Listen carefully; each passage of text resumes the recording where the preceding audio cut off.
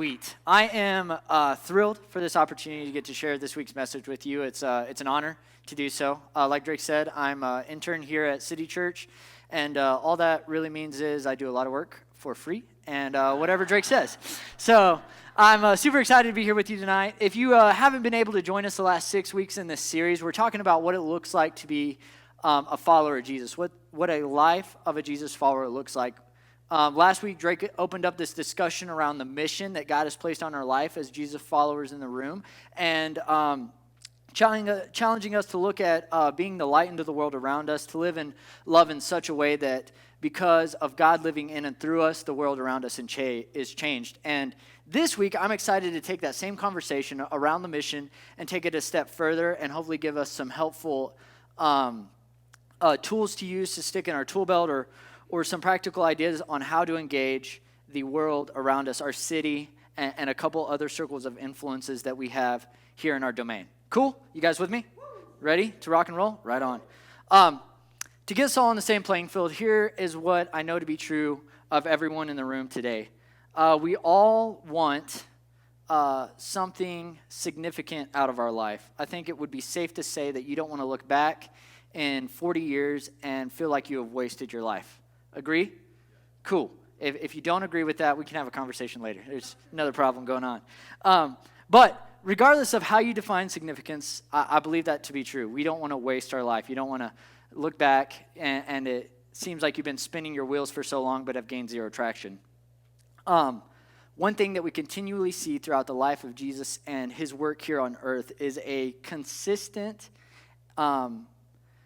direction of purpose and passion found in every scenario that he engages in. And what is cool is not only does he model that for us in his life that we can read in the New Testament, but he offers us an opportunity that no matter where we are or what we're doing, we can carry that same sense of purpose and passion in our day-to-day life. Does that sound good to everybody? Yeah, I want that. I mean, I don't know about you, but I've definitely entered in seasons of my life where I felt maybe directionless or felt just kind of bogged down by the weight of the world, don't really know what's going on. My job doesn't give me purpose. My school doesn't give me purpose, and I feel kind of just floating with no direction. If you've been there, I feel for you. And today I want to give you the thing that is gonna reset that, give you some fulfillment. I'd like to propose that the most significant contribution that we can make in our lives and the most significant source of purpose and passion that we can pull from is by investing in the only two things that last forever.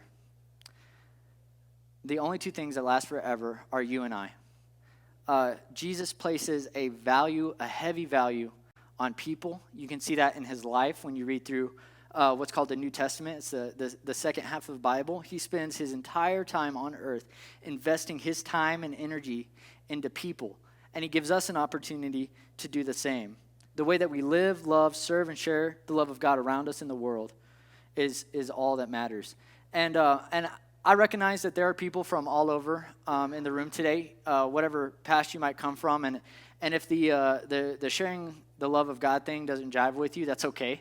I know that you could be anywhere in your relationship with Jesus, either non-existent or in a relationship with him for a long time. I want you to know that this is a safe place. We love you. We care about you. We want you to feel welcome here. So you don't have to accept, everything that I say.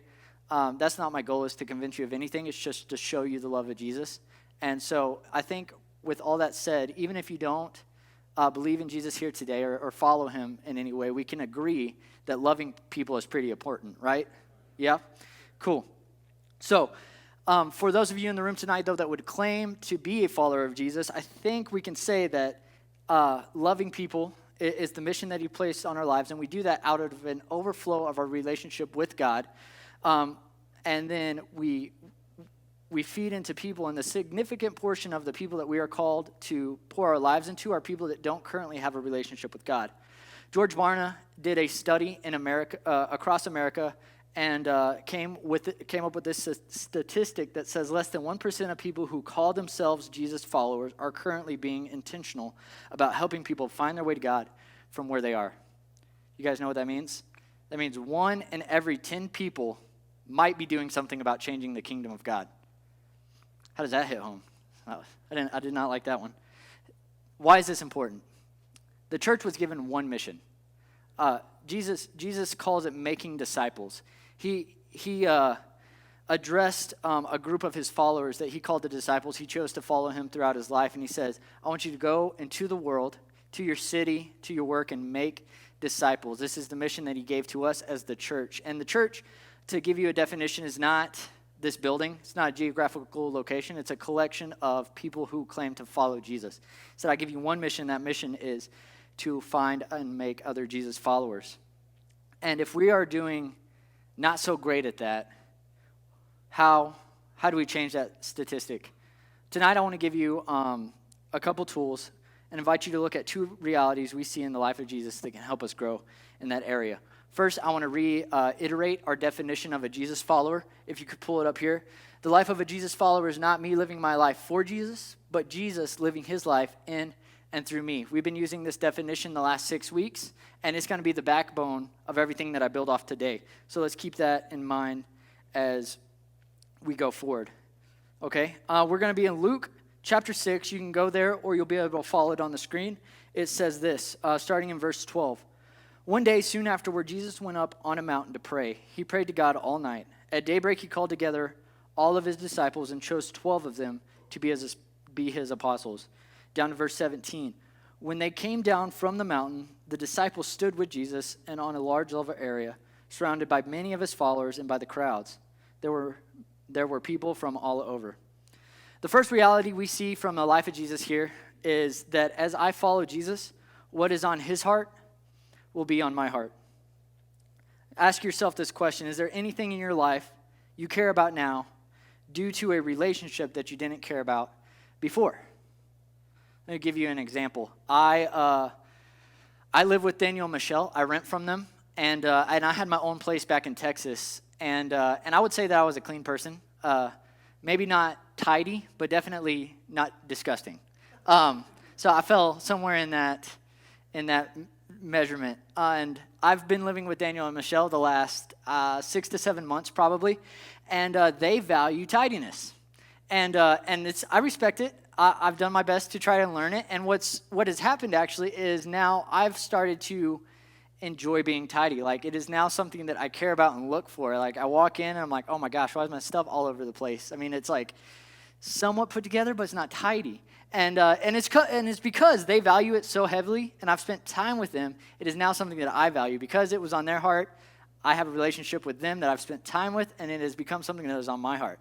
That makes sense? We all experience this, I think, in some degree. If you're in a relationship, have a spouse, or dating, or whatever it may be, the more time you spend with somebody, the things that they find significant will eventually overflow, and you will find those significant as well.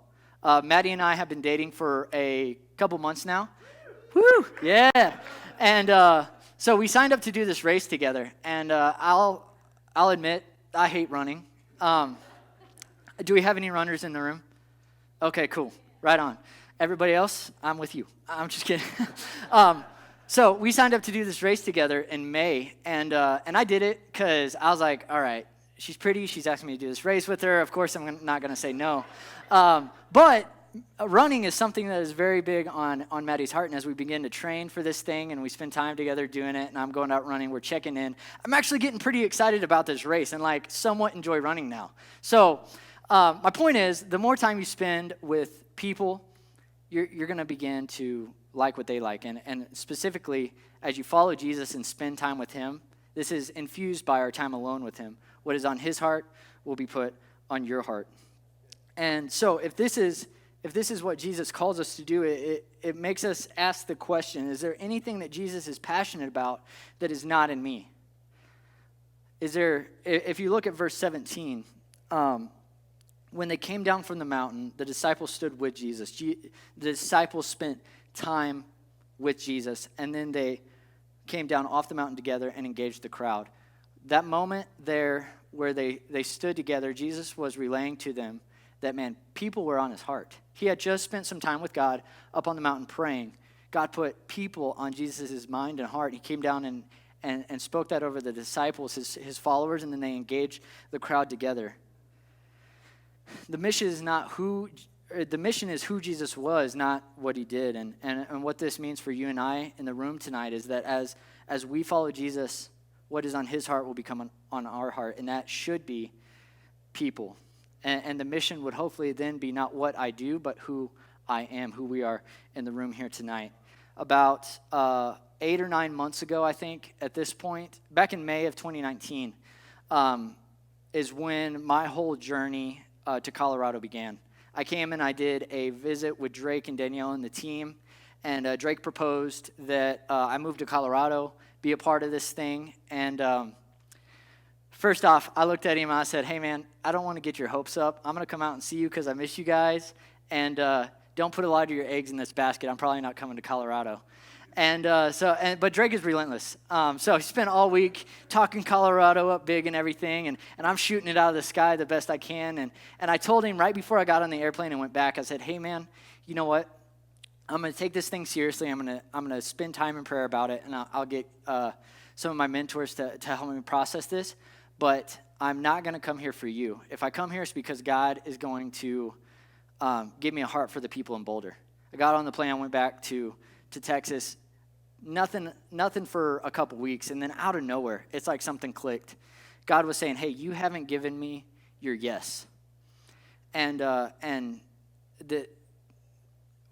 what had happened was that I was holding on to, I was telling God, I'll go wherever you want me to go, as long as it's somewhere that I want to go as well. I haven't really let go of, all right, God, you can take me and do whatever you want. A couple weeks after I got back from visiting here, God really laid that on my heart. And so I put my yes on the table and said, all right, God, I don't know how it would happen. Don't even really care that it happens at this point. But if you want me to go to Boulder, Colorado, I need you to break my heart for those people. I need you to make it happen because I can't do any of it. I put my yes on the table, and then I'm here today. So we all see how that worked out. Yeah, that's super exciting. Anyway, as I spent time alone with God and had mentors, and he changed my heart, he gave me a passion for this city that I otherwise would have never thought twice about, honestly. He broke my heart for the city of Boulder. And I don't know where you're at in the room tonight, man. Maybe that's the challenge you need to hear tonight is just put your yes on the table. Your yes will be different than mine. God uses people in all different ways. And what he calls you to do will be different than what he calls me to do. It might be something as simple as engaging your coworkers at work, or it could be as big as being a missionary to Africa and doing like water wells or something. I don't know. With God in control, it really is a, astronomical what could happen. Our second reality is this. Let's go back to verse 12. We're kind of working this backwards for a second. But verse 12 says, one day soon afterwards, Jesus went up on a mountain to pray. He prayed to God all night. Our second reality is this, that my capacity to love others is dependent upon my relationship with God. That my ability to love the people around me is dependent upon my ability to maintain a healthy alone time with God. I told you that people are the most important investment that you can make in your life, but only out of the overflow of your relationship with God.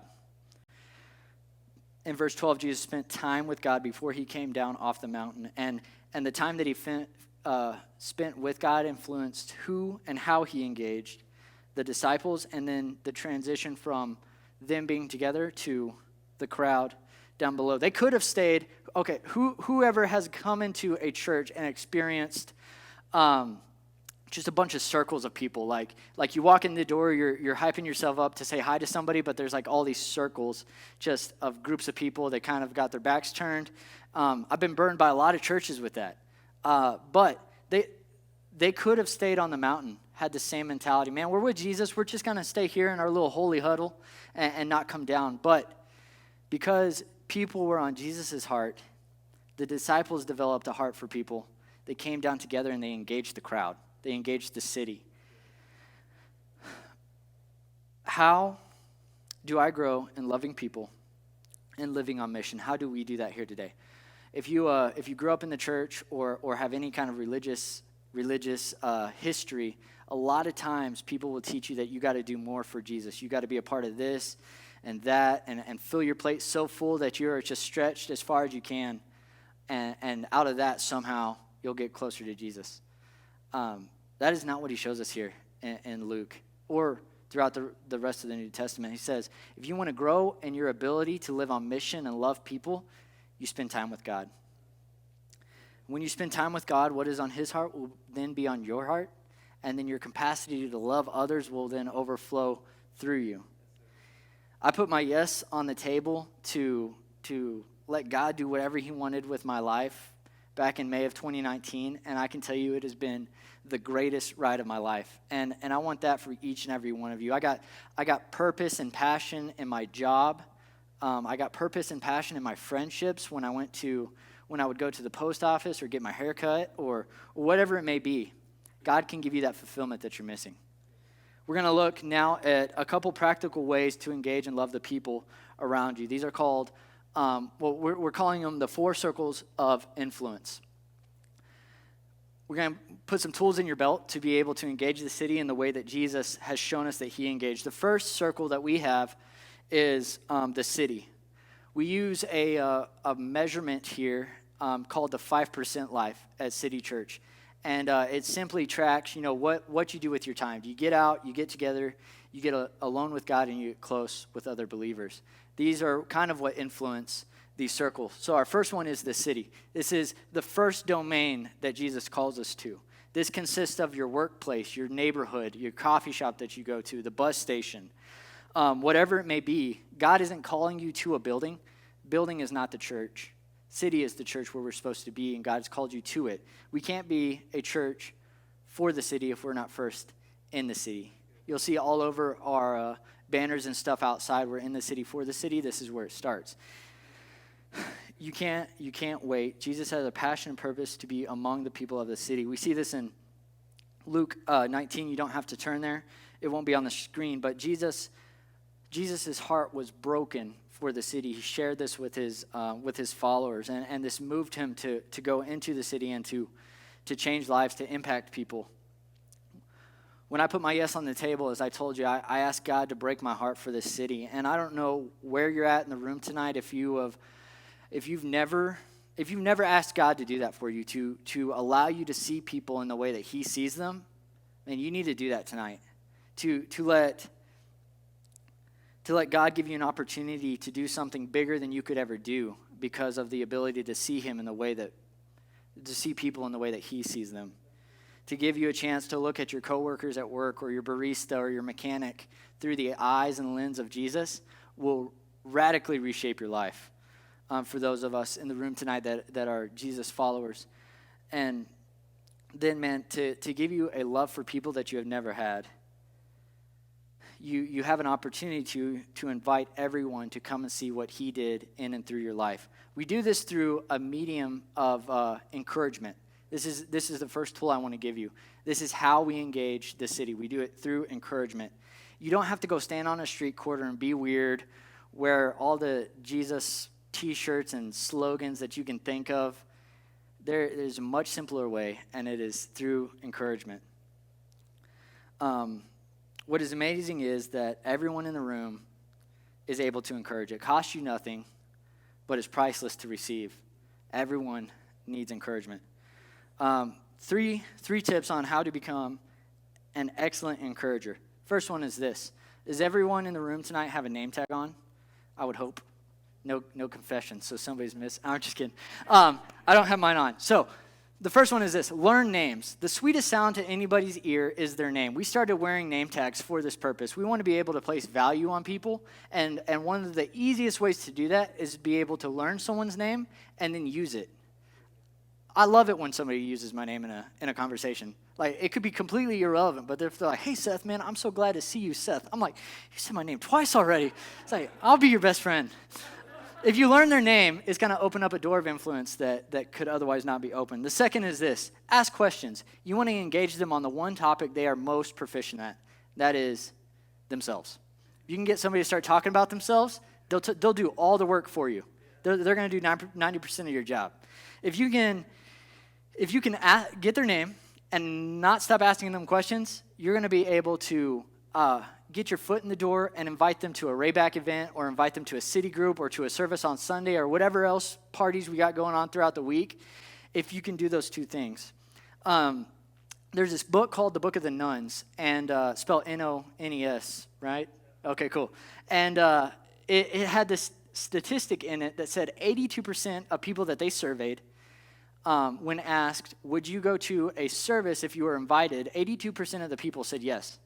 That is 8 out of every 10 people, essentially, will say yes to your invitation. And if you can leverage these two, and then the last one, place value on them, if you can learn to do these 3 things, man, you're going to, it'll be awesome. And by place value, I don't mean flattery. Like, this isn't dating advice for anybody struggling in the room.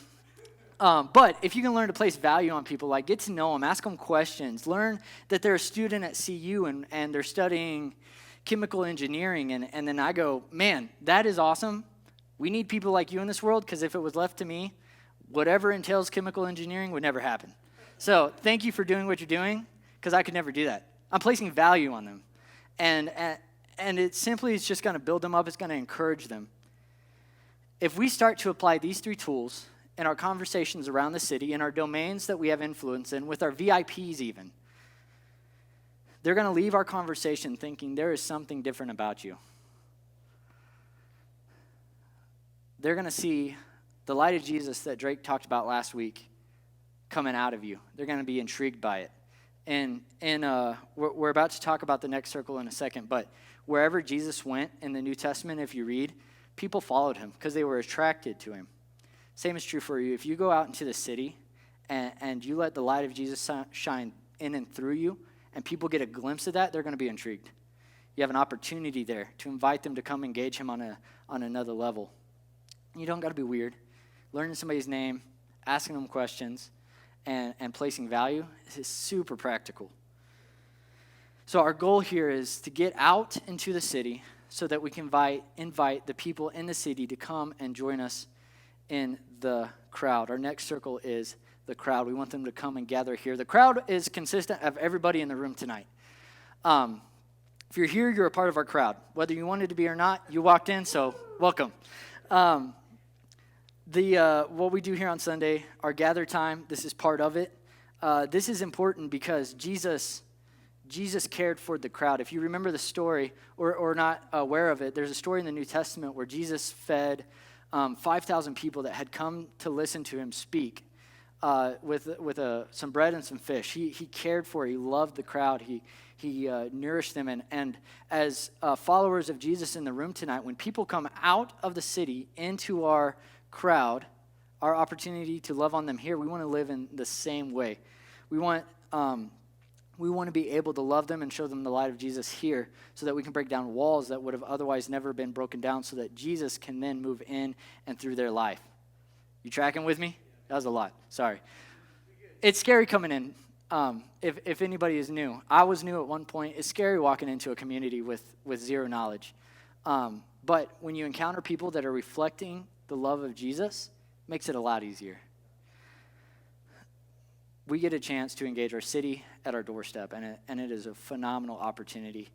Before the service, we do this thing called Team Huddle, where we get to celebrate wins. And one of the wins that we have been able to celebrate the last 2.5 months is that God keeps bringing people into our door, brand new people. And we love you, we welcome you, we're excited you're here, and I hope that when you come in, you see a little bit more of Jesus than you did prior to. But because we value people and love people, and because we are called to be like Jesus, we love each and every person that comes through our door. How do we do this? Our medium here is by example. Jesus calls us to influence people to help them come closer to him, and we do the same thing here in the room tonight, is that I hope I can be an example of the light of Jesus in your life, and that everyone else in the room that would claim to be a Jesus follower would be an example of the light of Jesus, so that when you go from being a spectator to a participator, you're going to see life change occur. And that's our goal. We want to get everybody that is in the city to come into our door and allow them to be a participator in what Jesus is doing in and through the lives here at City Church, right? Life change happens when people grab onto the mission. We want everybody to find and follow Jesus.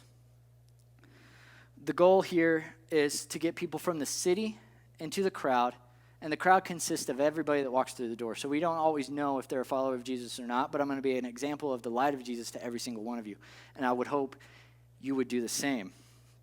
But when we do that, we get to take them from the crowd to the church. And to reiterate my definition of the church earlier, the church is not a building, not a geographical location. The church is a collection of people who claim to follow Jesus. The church can be anywhere and everywhere. Anybody who claims to be a follower of Jesus is a part of the church. If this building did not exist, we would still have a church, and we would meet together. Matthew 9 says that we were never meant. Matthew 9 says that the harvest is plentiful and the workers are few. If you unpack that a little bit, it's essentially saying that everybody that has claimed to follow Jesus is called to a mission. We're not meant to do this mission alone.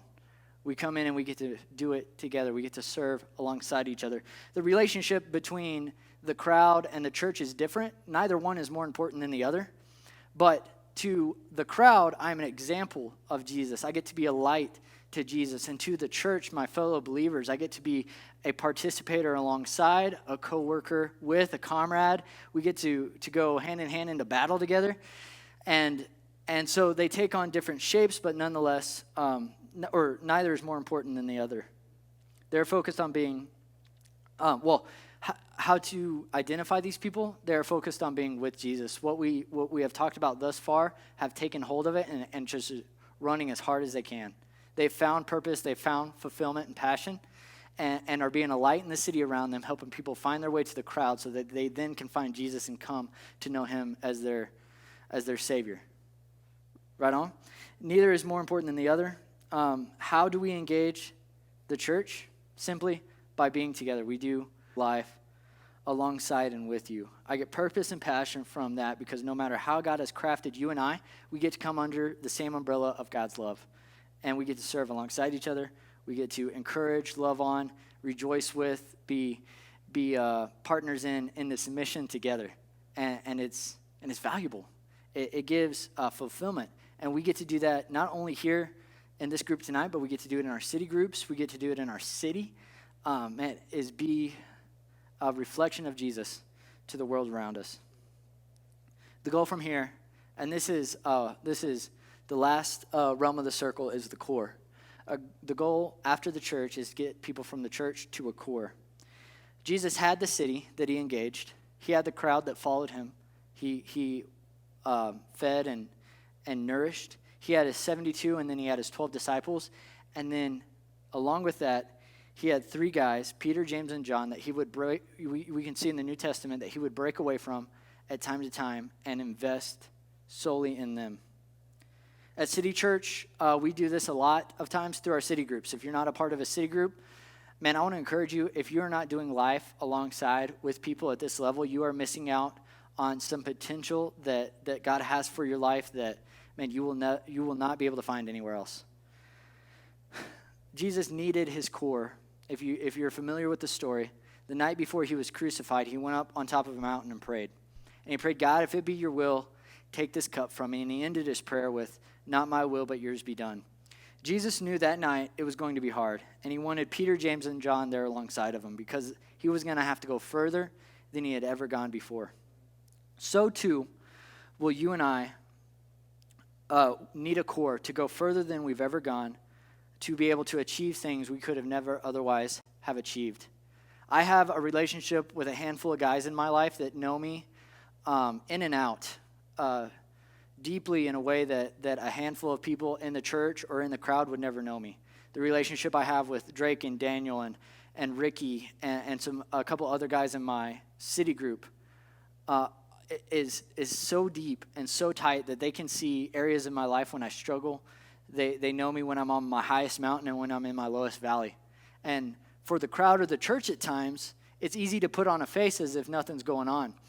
Without that core, man, God is not going to be able to get you to, the place that he wants you to be able to serve him and live on mission and be most fulfilled in the way that he has called us to do so. How do we engage the core at this level? We get to challenge each other and take each other further. I want to invite Daniel and the band to come up, and we're about to close out here. These people in the core, they know everything about you. They're a part of your life. They do everything alongside and with you in ways that other people don't get to do. So if you are not in a city group, man, I want to reiterate that is one of the biggest things you could do. We started relaying this value that if you have 1 hour a week to give to a church body, we wanted you to give it in city group, to a community, to a smaller community, because I can't check on your soul. I don't know how you're doing. I don't know if your tire blew out this week, if we come in here and stare at the back of each other's heads. But if you come to the group and we can share some food, we can laugh, and I can know how you're doing, man, that is where God's going to use it the most. So this is the goal, a very overlooking goal, 3,000-foot view of the mission God has placed on our life, and that is to engage our city, go out, be the light of Jesus in the world around us, so that they can come and see him here as we live out together the example that he has given us through the New Testament, and allow people to interact with him in ways they never would have interacted before, so they can come to know and follow Jesus. We can take them into a core group, a city group, and invest our time and our lives in the mission together, and push each other to go further than we've ever gone, to do more for Jesus than we could have ever done before. If you're in the room tonight and you're not a follower of Jesus, I know that a lot of this on the surface is not applicable to your life. But man, I want to encourage you to evaluate where you're at. If your life has direction and has purpose, has meaning, has true fulfillment, Jesus offers an opportunity to be a part of something that is bigger than you will ever be a part of, bigger than anything you would ever be a part of in your life. And if nothing else, man, these are some great ways on how to engage your city, and I hope that you take those home and you apply them. You start participating in what we're doing here, and help us encourage our city together. As we close, I want to ask you guys to just look at where you're spending your time. Look at the ways that you live your life. Do the areas that you give most of your energy to fall into the realm of the circles that we just discussed? I know for a lot of us, in times of our life, we give to one area more so than the other. And we'll spend time with our core and neglect the crowd. Or sometimes we only go as deep as being around other believers, but never allow ourselves to open up to a core of people to help us go further than we've ever gone, to get us from point A where Jesus has us to point B where he wants us to be. Or maybe you're in the room tonight and you are a part of the church and the crowd, but man, have completely neglected the city. Evaluate yourself tonight. Ask God where you need to grow, what circle you need to address. There are people that are lost, broken, hurt, and alone everywhere in the world around you. If we would learn how to see them through the eyes that Jesus has, through the lens that he can give us, man, we could reach them and help them, as many people, find their way to God from where they're at. We are here, man, for such a time as this, to be a light in the world around us, to change hearts, to impact our city. And so I just want to encourage you tonight, man, whatever decision it may be, maybe it's put your yes on the table for the first time, to enter a relationship with God that you had never done before, to allow him to prove that he is worth it and so much more. Or maybe if you're a Jesus follower in the room and you've been living your life kind of jumping from maybe circle to circle without engaging all of them at the same time and embracing the mission that God's put on our life, man, I want to challenge you to put your yes on the table as well. Let him take you places you never thought you could go. You would have asked me last year at this time if I would ever live in Boulder, Colorado. I probably would have laughed at you and just turned around and walked away. I put my yes on the table, and man, without a doubt, it has been the greatest ride of my life. And I want that for each and every one of you in the room tonight, if you have not experienced that, to live a life that is full of passion and purpose that Jesus promises. Let me pray for you guys. Lord, I want to thank you, man, for this group, this crowd that is in the room, God. I pray that you break down strongholds right now that have been built. You move into lives, and that tonight can be a night where people look back and say that this was a milestone in their life, that you did something that would have never happened outside of your church and your people coming together and loving on, being a light in a way that you had called us to be. Thank you for everything that you've done for us. Thank you for the life that you give us, God. We love you. We give the rest of this night to you, Lord. Amen.